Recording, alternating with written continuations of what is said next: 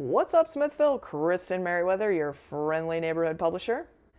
It was an executive session kind of day in council chambers on Monday. After City Manager Robert Tamble submitted his surprise letter of retirement late last week, the council moved their planned executive session to the start of the meeting to address the changes. The council met in executive session for almost 2 hours, and when they emerged, very little new information was provided. Mayor, I make a motion that we approve the proposal to find an interim and a permanent city manager with SGR Resources. I'll second that motion. Motion's been made and second. All in favor? 1, 2. It is approved. So the only public move the council made was to hire a consulting firm to hire an interim and permanent replacement. In a move that was a bit surprising, City Manager Tamble didn't issue a statement from the dais, and neither did the council.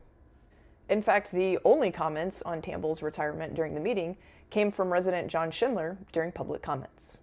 Instead of winging it out over the internet on Facebook or whatever some of these other things are, that we get these people together and we sit across a table and we talk it out.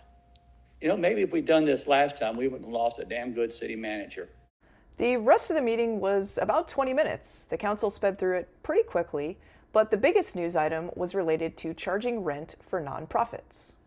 If you'll recall, as part of the initial budget cuts from workshop number 2, the city manager suggested nonprofits using city-owned buildings could pay rent and utilities as a way to generate revenue. But that proposal did not go over well and led to residents and organizations speaking out during that budget workshop. So this resolution specifically carved out protections for 5 nonprofits who are using city-owned properties: the Smithville Volunteer Fire Department, Smithville Chamber of Commerce, Lost Pines Artisan Alliance, Smithville Community Gardens, and Smithville Workforce Training Center and Career Tracks. The city will create memorandums of understanding with each of these entities that will provide reduced or free rent and utilities. But this is not going to last forever. The nonprofits will have 2 years before the MOUs expire, and they will have to begin paying full rent and utilities. The motion passed unanimously.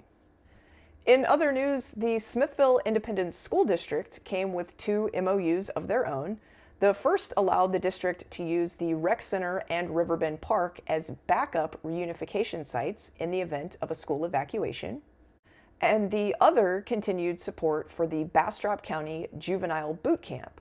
That facility helps children who have been expelled continue their education outside of district schools. Both motions passed unanimously.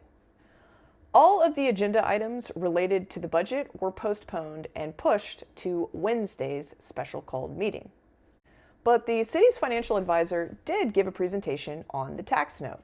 In a stroke of luck, the bond market is very favorable right now, meaning the city was able to get multiple bids, which led to a nice low rate of 2.8%. That rate was 2% lower than the initial projections, which is going to lead to a savings of about $35,000 in interest payments. The council will hold what is projected to be their final budget workshop on Wednesday, September 10th at 6 p.m. in council chambers. We hope to see you there, Smithville.